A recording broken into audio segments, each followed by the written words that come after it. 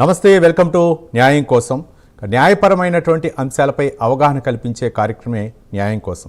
అయితే ఈరోజు ప్రోగ్రాంలో ముఖ్యంగా రౌడీ షీట్ ఎలాంటి సందర్భాల్లో తెరుస్తారు, ముఖ్యంగా పీడీ యాక్ట్ ఎలాంటి సందర్భాల్లో ప్రయోగిస్తారు తదితర అంశాల గురించి అయితే మాత్రం న్యాయపరమైనటువంటి అంశాలను చర్చించడానికి మనతో జాయిన్ అవుతున్నారు కోటిపల్లి అయ్యప్ప గారు, ప్రముఖ న్యాయవాది. ఇక కోటిపల్లి అయ్యప్ప గారితో మాట్లాడాలనుకునేవారు స్క్రీన్ మీద కనిపిస్తున్నటువంటి నెంబర్కి కాల్ చేసి మీ యొక్క అభిప్రాయాలను, సందేహాలను నివృత్తి చేసుకోవచ్చు. అంతేకాకుండా ఇవే కాకుండా అంటే మిగిలినటువంటి న్యాయపరమైనటువంటి అంశాలకు సంబంధించి మీరు మీ యొక్క సందేహాలను కోటిపల్లి అయ్యప్ప గారిని అడిగి సందేహాలను నివృత్తి చేసుకోవచ్చు. ఇక మీరు స్క్రీన్ మీద కనిపిస్తున్న నెంబర్ కాల్ చేసి మీ యొక్క అభిప్రాయాలను నివృత్తి చేసుకోవచ్చు. రైట్, అయ్యప్ప గారు నమస్తే. నమస్కారం అండి. అయ్యప్ప గారు, అంటే ఈరోజు న్యాయం కోసంలో ప్రధానంగా చర్చించేటటువంటి అంశాలు ఏంటంటే ముఖ్యంగా రౌడీ షీట్ అంటే ఏంటి, రౌడీ షీటు ఒకళ్ళు కనుక తెరిస్తే దాన్ని ఎన్ని రోజులు ఉంటుంది, దానివల్ల న్యాయపరమైనటువంటి అంశాలు, అలాగే దాన్ని ఏమన్నా ఎవరైతే రౌడీ షీట్ తెరచబడ్డారో వాళ్ళపైన చివరికి న్యాయం ఏ విధంగా వాళ్ళు పొందవచ్చు, అలాగే పీడీ యాక్ట్ ఎలాంటి సందర్భాల్లో పోలీసులు ప్రయోగిస్తారు తదితర అంశాల గురించే ప్రధానమైనటువంటి అంశాలు.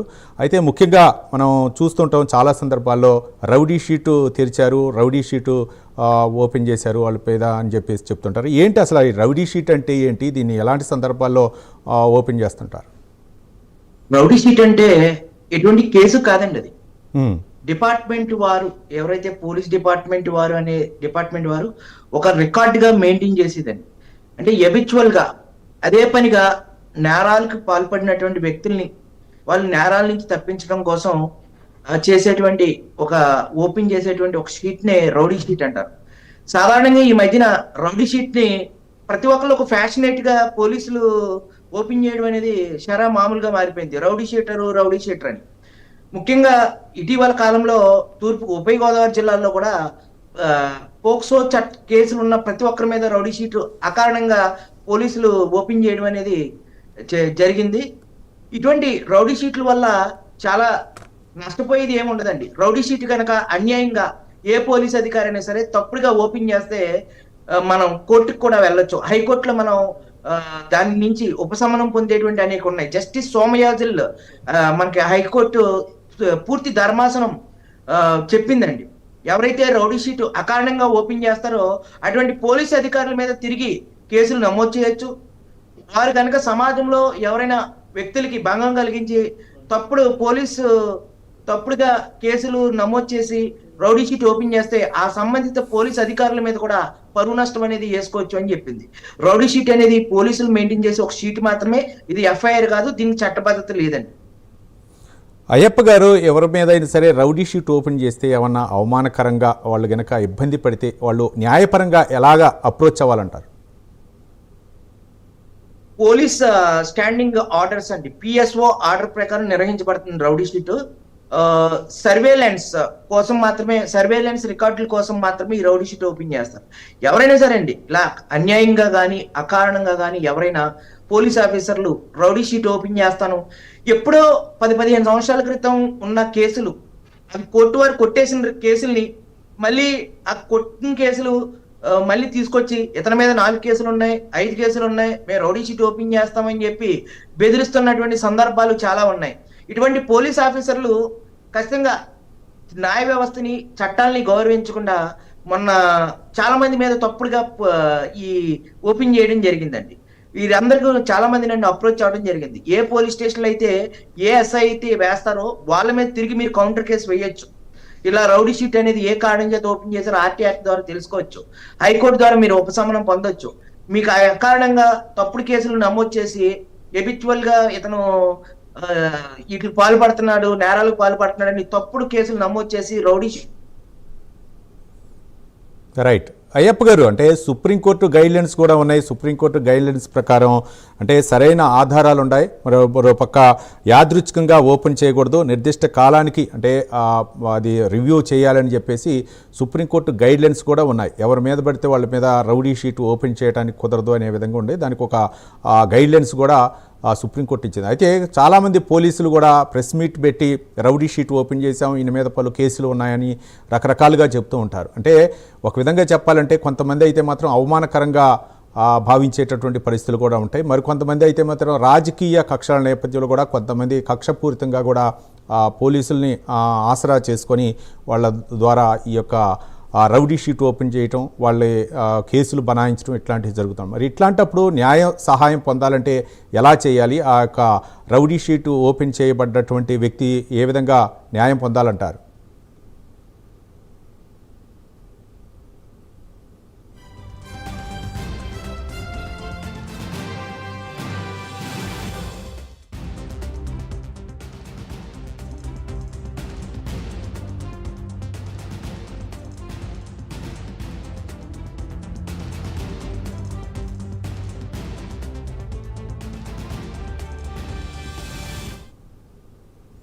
అయ్యప్ప గారు, అంటే ముఖ్యంగా సుప్రీంకోర్టు గైడ్లైన్స్ కూడా ఉన్నాయి. రౌడీ షీటు ఓపెన్ చేయాలంటే కొన్ని గైడ్లైన్స్ కూడా ఉన్నాయి, సరైన ఆధారాలు ఉన్నాయి. మీరు ఇంతకుముందు కూడా చెప్పారు, యాదృచ్ఛికంగా అయితే ఓపెన్ చేయకూడదు, నిర్దిష్ట కాలానికి రివ్యూ చేయాలంటూ కొన్ని గైడ్లైన్స్ అయితే ఉన్నాయి, సుప్రీంకోర్టు గైడ్లైన్స్ కూడా. కానీ చాలామంది కక్షపూరితంగా కొంతమంది రాజకీయ ఒత్తిళ్లతోటి పోలీసులు కూడా రౌడీ షీట్ ఓపెన్ చేయడం, మరోపక్క ప్రెస్ మీట్ పెట్టి వాళ్ళ మీద వాళ్ళ పేర్లు చెప్పి వీళ్ళ మీద రౌడీ షీట్ ఓపెన్ చేశామని చెప్పేసి చెప్తూ ఉంటారు. ఏంటి అంటే వీళ్ళు కనుక ఒకవేళ ఓపెన్ చేస్తే న్యాయ సహాయం ఏ విధంగా పొందాలంటారు? మనకి భారత రాజ్యాంగం ఇచ్చినటువంటి పౌరుల హక్కుల్లో ఉన్నటువంటి ఆర్టికల్ 21 స్వేచ్ఛ, సమానత్వం, స్వేచ్ఛగా బతికేటువంటి హక్కుకి విఘాతం కలిగించేటువంటి అనేక కేసుల్లో సుప్రీంకోర్టు వారు పేర్కొనడం జరిగిందండి. Malak Singh versus state of Punjab ఈ కేసులో సుప్రీంకోర్టు ఎవరైతే రౌడీ షీట్ ఓపెన్ చేసి అకారణంగా చేసినటువంటి పోలీసు అధికారుల మీద కూడా సుమోటోగా కేసులు నమోదు చేయమని చెప్పి సుప్రీంకోర్టు ఆదేశాలు ఇవ్వడం జరిగింది. అట్లాగే దిగువ స్థాయి న్యాయస్థానాల్లో కూడా వారి మీద కేసులు నమోదు చేయమని చెప్పి మ్యాజిస్ట్రేట్ కోర్టు వారికి కూడా డైరెక్షన్ ఇవ్వడం జరిగింది. తర్వాత తను ఏ విధంగా తను పరువు నష్టం కలిగించినటువంటి అటువంటి వ్యక్తుల మీద పరువు నష్టం కూడా వేయొచ్చు అని చెప్పి కోర్టు పేర్కోవడం జరిగిందండి. అట్లాగే ఇంకో కేసు ఏంటంటే Kharak Singh versus state of UP అండి. ఈ కేసులో కూడా రైట్ టు ప్రైవసీ అంటే జీవన స్వేచ్ఛకు భంగం కలిగించేటువంటి ఇటువంటి రౌడీ షీట్లు వేస్తే ఆ పోలీస్ అధికారుల మీద అసలు ఒక కోర్టు కొట్టేసిన కేసుల్ని మళ్ళీ ప్రస్తావించే అధికారం ఏ పోలీస్ ఆఫీసర్ కి లేదండి. ఈ మధ్యనే చాలా పోలీస్ స్టేషన్లో కోర్టులు కొట్టేసినటువంటి కేసులు కూడా తీసుకొచ్చి మీ మీద ఇన్ని కేసులు ఉన్నాయి, అసలు వీళ్ళు పోలీసులు చదివేరా లేకపోతే చదవకుండా? రైట్ అయ్యప్ప గారు, అంటే ఒక విధంగా చెప్పాలంటే కేసులు ఉన్నటువంటి వ్యక్తి కోర్టులు కొట్టేసినటువంటి కేసులపై కూడా పోలీసులు మళ్ళీ వాళ్ళపైనే రివ్యూ చేయడం, రకరకాల పరిణామాలు ఈ మధ్యకాలంలో చూస్తున్నాం. అయితే ఈ అంశాలపై చర్చించే ముందు ఒక కాలర్ వెయిట్ చేస్తున్నారు, శ్రీరాములు గారు కర్నూలు నుంచి. శ్రీరాములు గారు నమస్తే. అయ్యప్ప గారితో మాట్లాడండి, మీ సందేహాన్ని నివృత్తి చేసుకోండి. అయ్యప్ప గారితో మాట్లాడండి. 2022-25 కోర్టు సూట్లు పత్తికొండ సివిల్ కోర్టులో ఇంజక్షన్ వచ్చింది సార్. ఓకే అండి. శ్రీరాములు గారు, మీరు టీవీ వాల్యూమ్ తగ్గించి మాట్లాడండి, మీరు టీవీ చూస్తూ మాట్లాడొద్దు ప్లీజ్. సార్ మీకు 2020లో మ్యాజిస్ట్రేట్ కోర్టు వారు ఇంజక్షన్ ఆర్డర్ ఇచ్చారు, తర్వాత ఏం జరిగిందండి సార్? మీకు 2020లో మీకు మ్యాజిస్ట్రేట్ కోర్టు వారు మీ ప్రాపర్టీకి ఎవరు రాకుండా మీకు ఇంజక్షన్ ఆర్డర్ ఇచ్చిందని చెప్తున్నారు, తర్వాత ఏం జరిగిందండి? రైట్ అయ్యప్ప గారు. అబ్దుల్ రెహమాన్ గారు మరో కాలర్ వెయిట్ చేస్తున్నారు అన్నమయ్య జిల్లా నుంచి. అబ్దుల్ రెహమాన్ గారు నమస్తే. రైట్, మీ యొక్క సందేహాన్ని చెప్పండి. నమస్తే సార్. నమస్తే, చెప్పండి. అయ్యప్ప గారితో మాట్లాడండి. Sir good morning sir. నమస్కారం సార్, గుడ్ మార్నింగ్, చెప్పండి. Ayyappa sir good morning sir. నమస్తే సార్, చెప్పండి. సార్ అదే సార్, మేము మా పితార్జిత మాస్తి సార్. ఓకే అండి. పితార్జితం నుంచి వచ్చి సంబంధించినటువంటి ఆస్తిని వేరే వాళ్ళు అమ్మేశారు సార్, డాక్యుమెంట్ గుర్తించుకొని. అది మేము ఏ విధంగా చేయాలి సార్? అది మీ డాక్యుమెంట్లు మీ దగ్గర ఉన్నట్లయితే మీ డాక్యుమెంట్లు వాళ్ళ డాక్యుమెంట్లు ఎన్కంప్లైంట్ సర్టిఫికెట్ అలాగే నకళ్ళు తీయండి. తీసి పోలీస్ స్టేషన్ లో కంప్లైంట్ ఇవ్వండి. మీ ఆస్తికి వాళ్ళ ఆస్తి కాదు, అది మీ ఆస్తి అని చెప్పడానికి మీ డాక్యుమెంట్లు అన్ని తీసుకుని వెళ్ళి పోలీస్ స్టేషన్ లో కంప్లైంట్ ఇవ్వండి. పోలీస్ వారు కట్టకపోతే మీరు ప్రైవేట్ గా కంప్లైంట్ వేయండి. అట్లాగే వాళ్ళు డాక్యుమెంట్లు ఏ అయితే తప్పుడుగా డాక్యుమెంట్లు ఉన్నాయో ఆ డాక్యుమెంట్లు రద్దుపరచమని చెప్పి ఆ కొనుక్కున్న వ్యక్తులకి అమ్మిన వ్యక్తులకి కూడా మీరు నోటీస్ ఇచ్చి మీరు కోర్టులో సూట్ ఫైల్ చేస్తే మీకు ఖచ్చితంగా మీకు న్యాయం జరుగుతుందండి. రైట్ అయ్యప్ప గారు. మరో కాలరు రామకృష్ణ గారు ఉన్నారు. కాలరు రామకృష్ణ గారు నమస్తే. హలో అయ్యప్ప గారు. సార్ లాయర్ గారు నమస్తే సార్. మాట్లాడండి. నమస్కారం సార్. ఓకే సార్, ఇది నా జీవితానికి చాలా ఇంపార్టెంట్ సార్. నేను అనుకోకుండా కాల్ కలిసింది ఇది. ఓకే అండి. నాకు 9 సెంటు ఇళ్ల స్థలం ఉంది సార్ అక్కడ ఊర్లో, చల్లపల్లి మండలం పక్కంపడే. ఓకే అండి. వాళ్ళకి చుట్టూరు వాళ్ళే సార్, సరిహద్దుదారులంతా కూడా వాళ్ళే. 4 సంవత్సరాలు తిరిగి ఎంఆర్ఓ గారు జిల్లా సర్వేతో సహా కొలిచారు. నాకు అబ్జెక్ట్ అది. అయితే 2 గజాల దారి నా డాక్యుమెంట్స్ లో రాసి లేదు సార్. దాంట్లో రాతపూర్వకంగా నాన్నగారికి తెలియక రాపిట్లా. అది 160 సంవత్సరాల నుంచి మా మేనత్కి నాకు దారి. అది అవతల వాళ్ళకి దారి అనేది లేదు. దాంట్లో మెట్లు కట్టేసుకున్నారు, నడుస్తున్నారు సార్. ఆ స్థలం ఆక్రమించుకోవడానికి నేను పెయింట్ వర్క్ చేపిస్తా ఉంటాను మేస్త్రిగాను. నా పెయింట్ వర్క్ ఉంది అని చెప్పని ఆ స్థలం ఆక్రమించుకోవడం కోసం నన్ను ఎన్నో రకాల ఇబ్బందులు పెట్టి 2 కాళ్ళు ఎరగొట్టేశారు సార్. నా ఇప్పుడు నేనైతే నిజంగా వికలాంగుడిని, పెన్షన్ వస్తుంది సార్ 6000. 2 కాళ్ళు రాడ్లు ఉన్నాయి సార్ మొత్తం కూడా. ఓకే అండి.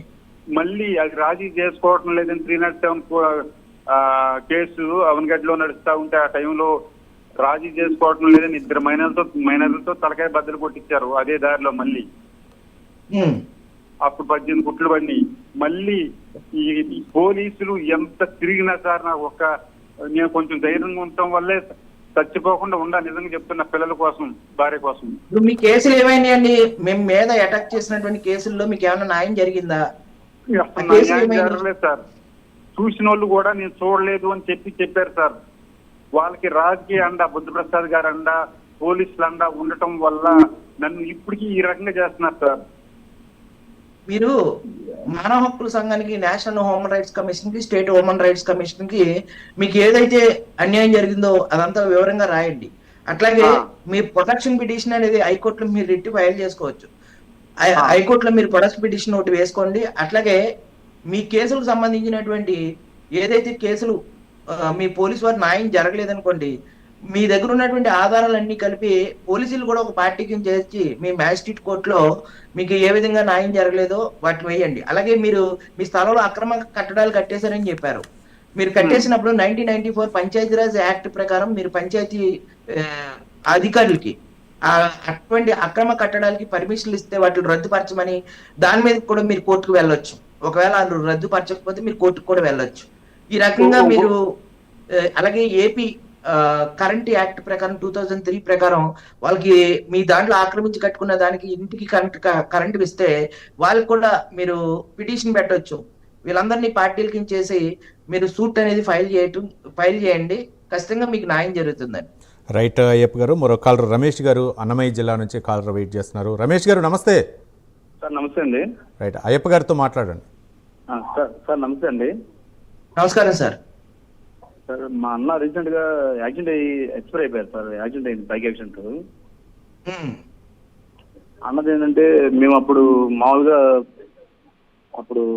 బైక్ యాక్సిడెంట్ అయింది, అది ఎఫ్ఐఆర్ ఫైల్ అన్ని మన దగ్గర ఉన్నాయి సార్. స్టేషన్ లో కూడా మేము ప్రొవైడ్ చేస్తాము.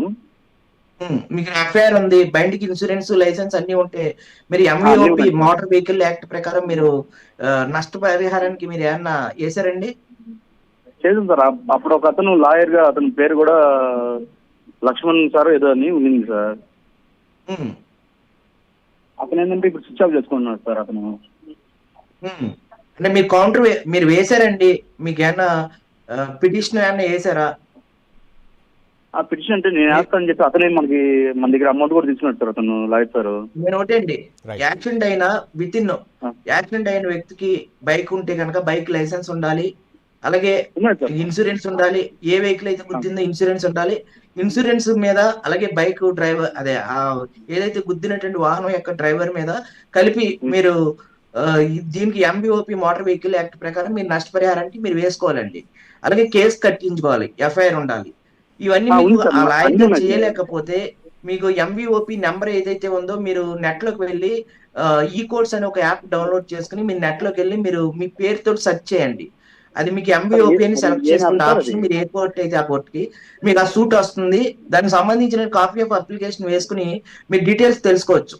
లేదు అంటే వేరే లాయర్ గారిని కూడా మీరు సంప్రదించవచ్చు అండి. రైట్. అదే సార్, ఇప్పుడు ఇతను మన దగ్గర అమౌంట్ తీసుకొని నేను చేస్తానని చెప్పి ఇప్పుడు అతను స్విచ్ ఆఫ్ చేసుకున్నాను సార్ మొబైల్.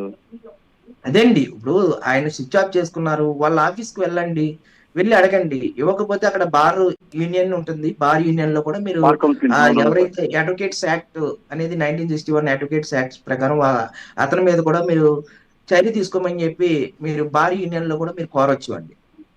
రైట్. అయ్యప్ప గారు, ఇప్పుడు వరకు కూడా మనం రౌడీ షీట్ ఓపెన్ చేస్తే ఎలా అంటే చర్యలు తీసుకోవాలి, లేకపోతే న్యాయపరమైన అంశాలు అంటే ఇప్పుడు చర్చించా. ఇప్పుడు పీడీ యాక్ట్ అంటే ఏంటి, అసలు పీడీ యాక్ట్ అంటే ఏంటి, దాన్ని ఎవరిపై ప్రయోగిస్తారు, ఎలాంటి సందర్భంలో ప్రయోగిస్తారు? అయ్యప్ప గారు.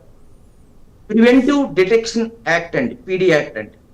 ఒక వ్యక్తి భవిష్యత్తులో ఏదైనా ఒక ఎబిచువల్ గా తరచూ కొంతమంది ఏం చేస్తారంటే కొన్ని నేరాలు చేయడం, జైలుకి వెళ్ళడం, మళ్ళీ బయటికి రావడం, నేరాలు చేయడం, మళ్ళీ జైలుకి వెళ్ళడం, ఇలాంటి అబిచువల్ గా వాళ్ళు నేరాలు చేస్తూ ఉంటారు. అంటే వారి వల్ల భవిష్యత్తులో కూడా మళ్ళీ నేరాలు చేస్తారు అనే అనుమానం కలిగినప్పుడు అటువంటి వ్యక్తుల మీద ఓపెన్ చేసే యాక్ట్ ని పీడీ యాక్ట్ అంటారండి, preventive detection act.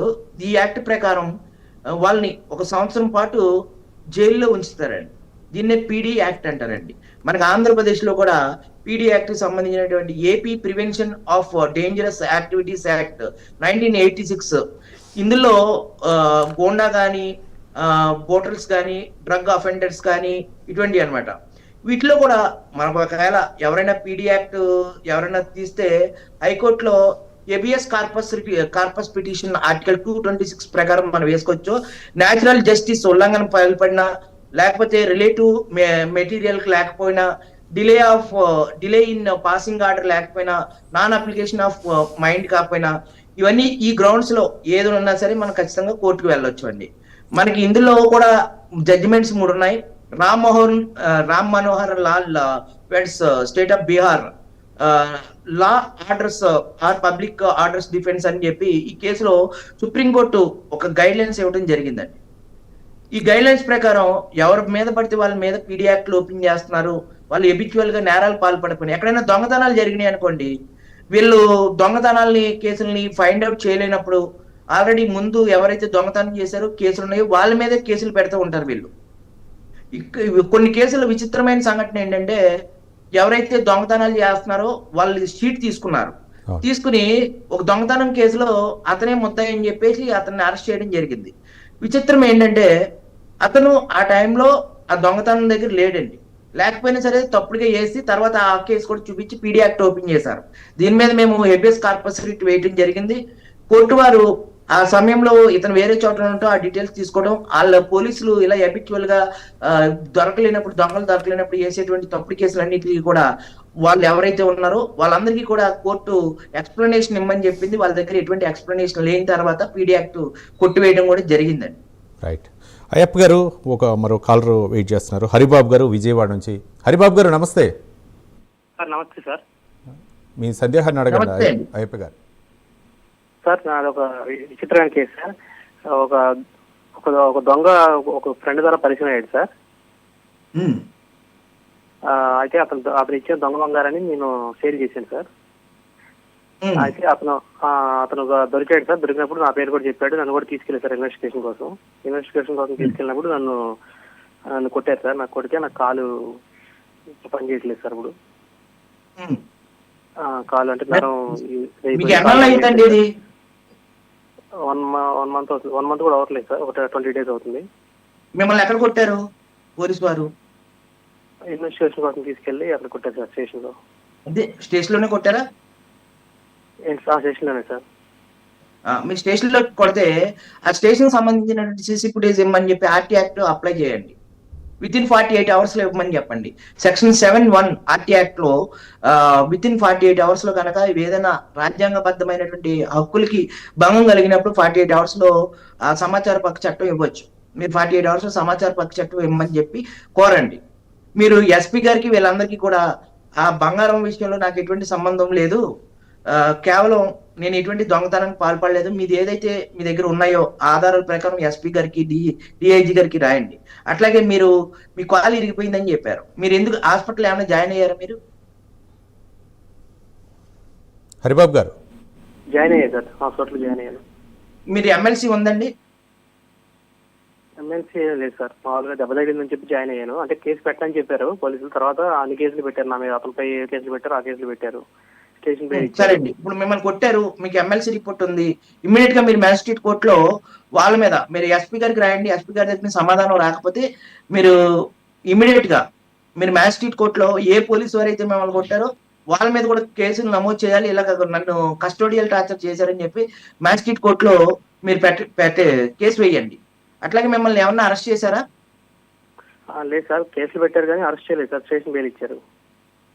Station bail ఇచ్చారు. మీరు ఇమీడియట్ గా మ్యాజిస్ట్రేట్ కోర్టులో వాళ్ళ మీద వేయండి. మీరు ఎవరికి భయపడకండి. ఫస్ట్ పోలీస్ అధికారులు మిమ్మల్ని ఎలా చేస్తామో అలా చేస్తామని భయపెడుతూ ఉంటారు. ఏ పోలీస్ అధికారి కూడా చట్టాన్ని తమ చేతిలో తీసుకునేటువంటి హక్కు అయితే లేదు. చాలా మంది వరకు కూడా పోలీసులతో మాకెందుకని చెప్పి చాలా భయపడుతూ ఉంటారు. ఎవరైనా తప్పుడు కేసులు పెట్టేటువంటి పోలీస్ ఆఫీసర్లు కూడా వాళ్ళకు కూడా మనకు ఉండేటువంటి మనకు ఎలా రైట్స్ ఉన్నాయో వాళ్ళకి అయ్యే రైట్స్ ఉంటాయి.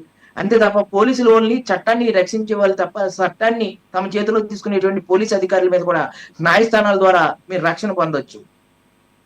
అదే సార్, కేసులు పెట్టారు, లోక్ అదాలత్లో పెడతామంటున్నారు, అది ఎంతవరకు నిజమో అసలు ఏంటి సార్ లోక్ అదాలత్లు అంటే? అవన్నీ కాదండి, మీరు హాస్పిటల్లో జాయిన్ అయ్యారు కాబట్టి మీ హాస్పిటల్ రిపోర్ట్ పెట్టుకెళ్ళి వాళ్ళ మీద మ్యాజిస్ట్రేట్ కోర్టులో మీకు ఉన్నటువంటి వూండ్ సర్టిఫికెట్స్ ఉంటాయి. ఆ వూండ్ సర్టిఫికేట్ ఇలాగా స్టేట్మెంట్ రికార్డ్ చేయలేదు, నాకు ఎమ్మెల్సీ అయిందని చెప్పి ఆ డాక్టర్ ద్వారా వూండ్ సర్టిఫికేట్స్ తీసుకుని మీరు కోర్టులో ప్రొడ్యూస్ చేయండి. అలాగే సీసీ ఫుటేజ్ ఇమ్మని చెప్పి ఆర్టీ యాక్ట్ కూడా పెట్టండి. ఇవన్నీ తీసుకుని వెళ్ళి మీరు కేసు ఫైల్ చేయండి. రైట్. అయ్యప్ప గారు, మనం పీడీ యాక్ట్ గురించి మాట్లాడుకుంటున్నాం. అయితే ఈ పీడీ యాక్ట్ అనేది ఎక్కువగా ఎన్నికల సందర్భంలో చాలామంది కూడా ముందస్తులు అరెస్టులు చేయటం, పీడీ యాక్ట్ ప్రయోగించామని చెప్పేసి పోలీసులు చెప్తుంటారు. ఏంటంటే ముందుగానే వాళ్ళని అరెస్ట్ చేస్తారా పీడీ యాక్ట్ వల్ల? పీడీ యాక్ట్ అనేది చాలా వరకు దుర్వినియోగం అయిపోతుందండి. నేను చాలా సందర్భాల్లో పోలీసులే దొంగలు ఉన్నారండి. నేను పచ్చిగా మాట్లాడుతున్నాను, ఎందుకంటే నేను చూసినంత వ్యవస్థల్లో పోలీసులు ఎక్కువ దొంగలు ఉన్నారండి. రికవరీ ఎవరైనా దొంగతనం కేసులో రికవరీ చేసుకోవడం, 400 గ్రాముల బంగారం చూపించారండి ఒక కేసులో అయితే. అతని మీద పీడీ యాక్ట్ పెట్టి రాజమండ్రి సెంట్రల్ జైలుకి కూడా పంపించారు. ఇందుకు పోలీసులే అతనికి ఎక్కడెక్కడ ఎవరి ఇళ్ళు అయితే ఉన్నాయో అవన్నీ చూపించి పోలీసులే దొంగతనం చేయించి అతను 1.5 kg బంగారం ఆ దొంగతనాల్లో చేసిన తర్వాత ఆ దొంగతనం కేసులు మళ్ళీ ఛేదించామని చెప్పి మీడియా ప్రెస్ మీట్ పెట్టి ఆ ప్రెస్ మీట్ లో కూడా వాళ్ళు 400 గ్రాములు రికవరీ అయిందని మిగతా 200 గ్రాముల బంగారాన్ని వాళ్ళు దొబ్బేయడం జరిగిందండి. ఈ విషయాలన్నీ కూడా అతను బయటకు వచ్చి ఎక్కడైతే చెప్తాడేమో అని భయం వేసి అతని మీద పీడీ యాక్ట్ ఓపెన్ చేశారు. అది నిడదవోలు సిఐ పోలీస్ ప్రిమిసెస్ లో జరిగిందండి కేసు. ఇటువంటి చాలా అన్యాయాలు అరాచకాలు జరుగుతున్నాయండి. అంటే పీడీ యాక్ట్ ఎవరి మీద పడితే వాళ్ళ మీద ప్రయోగించడానికి లేదండి. అంటే వాళ్ళు ఎవరైనా నేరానికి పాల్పడతారని ముందే ఊహించి చేసేటువంటి యాక్ట్ ని పీడీ యాక్ట్ అంటారు. అంత ప్రతి ఒక్కరిని నేరాలు చేస్తారని చెప్పి వీళ్ళకి కక్షపూరితంగా రాజకీయాల్లో కక్షపూరితంగా చేస్తూ ఉన్నారు. దీని మీద సుప్రీంకోర్టు, హైకోర్టు కూడా అనేక సైటేషన్ జడ్జిమెంట్స్ కూడా ఉన్నాయండి. దయచేసి ఎవరి మీద అయినా సరే పీడీ యాక్ట్ అన్యాయంగా అకారణంగా ఓపెన్ చేస్తే ఈ మన 9 లో న్యాయం కోసం ప్రోగ్రామ్ చూస్తున్న వాళ్ళు మీరు ఎవరికి భయపడక్కర్లేదు. హ్యూమన్ రైట్స్ కమిషన్ ని మీరు ఆశ్రయించండి. తర్వాత మీరు హెబియస్ కార్పస్ రిట్ అనేది ఆర్టికల్ 226 ప్రకారం మీరు హైకోర్టులో, అలాగే ఆర్టికల్ 32 ప్రకారం సుప్రీంకోర్టులో కూడా మీరు పీడీ యాక్ట్ మీద మీరు కౌంటర్ దాఖలు చేసి మీరు రక్షణ పొందొచ్చు. పీడీ యాక్ట్ అంటే 1 సంవత్సరం వరకు కూడా బెయిల్ లేకుండా నిరంతరంగా జైలు ఉంచేటువంటి సెక్షన్ నే పీడీ యాక్ట్ అంటారు. ఇది డేంజరస్ అండి. ఎలాగంటే ఒక డ్రగ్స్ కానీ, ఎక్కువ కొకైన్ కానీ ఇటువంటి ఎబిచువల్ గా వాళ్ళు ప్రజల్లోకి పెట్టడం, వాళ్ళు బయటకు వస్తే ఆ డ్రగ్స్ సమాజంలో అందరికి పంచి పెడతారు, వాళ్ళ వల్ల సమాజానికి నష్టం ఉంది. అటువంటి కేసుల్లో మాత్రమే పీడీ యాక్ట్ ఓపెన్ చేస్తారండి. ప్రతి చిన్న విషయానికి 4-3 తప్పుడు కేసులు కట్టేయడం, తర్వాత రౌడీ షీట్ ఓపెన్ చేయడం, ఆ రౌడీ షీట్ ఉన్న తర్వాత పీడీ యాక్ట్ ఓపెన్ చేయడం. ప్రతి పోలీస్ స్టేషన్ లో కూడా ఈ మధ్యన పోలీసులు ఓవర్ యాక్షన్ ఎక్కువ చేస్తున్నారు. ఎవరైతే పోలీసులు నాకు లిటరల్ గా ఈ న్యాయం కోసం ప్రోగ్రామ్ తర్వాత ఒక 100 కాల్స్ పైనే పీడీ యాక్ట్లు రౌడీ షీట్లు ఓపెన్ చేశారని వచ్చినాయి. అవును. ఇందుకే నేను ఎంక్వైరీ చేస్తే సగానికి సగం పైనే, అంటే 100 కాల్స్ వస్తే 75 మంది అందరూ కూడా బాధితులే అండి. Right. ప్రతి ఒక్కరు ఎప్పుడో 2008, 2009 ప్రాంతాల్లో ఒక అతని మీద కేసులు నమోదైతే ఆ కేసులు కోర్టు వారు కొట్టేస్తే మళ్ళీ 20 సంవత్సరాల తర్వాత ఆ కేసులను తీసుకొచ్చి అవి కొట్టేసిన కేసులు న్యాయస్థానం నిర్దోషిని ప్రకటించిన కేసులు 20 ఏళ్ల తర్వాత అతనికి క్రిమినల్ హిస్టరీ కింద రాసి నేను రౌడీ షీట్ ఓపెన్ చేస్తానన్న ఎస్ఐలని నేను ఆల్రెడీ 2-3 ఎస్ఐల మీద కూడా మేము హ్యూమన్ రైట్స్ కమిషన్ కి రాయటం జరిగింది. దాన్ని ఎక్స్ప్లెనేషన్ ఇమ్మన్నారు, వాటికి ఎటువంటి ఎక్స్ప్లెనేషన్ ఇవ్వలేదు. అలాగే మొన్న పోక్సో చట్టం కింద ఉభయ గోదావరి జిల్లాలో నమోదైన కేసులన్నింటి మీద కూడా రౌడీ షీట్ ఓపెన్ చేశారు. దాని మీద కూడా చాలా వరకు డీజీపీ మేము రాయటం జరిగింది, డీజీపీ గారు కూడా సీరియస్ అవడం జరిగింది. ఈ Right. ప్రోగ్రామ్ చూస్తున్న ఎవరైనా సరే రౌడీ షీట్ కానీ పీడియాక్ట్లు కానీ ఎవరైనా ఓపెన్ చేస్తే మీరు భయపడద్దు. మీరు న్యాయం ద్వారా మీరు రక్షణ పొందేటువంటి హక్కులు మీకున్నాయి. రాజ్యాంగం ద్వారా పౌరులకు ఇచ్చినటువంటి హక్కులు భంగం కలిగించేటువంటి అధికారం ఏ పోలీస్ ఆఫీసర్కి లేదండి. Right, thank you Kotipalli Ayyappa గారు, ప్రముఖ న్యాయవాది. ముఖ్యంగా రౌడీ షీట్ అంటే ఏంటి, అలాగే పీడీ యాక్ట్ అంటే ఏంటి, ఎలాంటి సందర్భాల్లో అంటే పోలీసులు దీన్ని దుర్వినియోగం చేస్తున్న తదితర అంశాల గురించి సవివరంగా వివరించారు. మొత్తానికైతే మాత్రం పీడీ యాక్ట్ అవ్వచ్చు, లేకపోతే రౌడీ షీట్ ఓపెన్ చేసినప్పుడు ఏ విధంగా న్యాయ సహాయం పొందాలనే అంశాలపై అయితే మాత్రం ఈరోజు న్యాయం కోసంలో మనం వివరించడం జరిగింది. మరో అంశంతో మళ్ళీ కలుద్దాం. చూస్తూనే ఉండండి ప్రైమ్ 9 న్యూస్. నిజం ఇదే మా ఏజ్.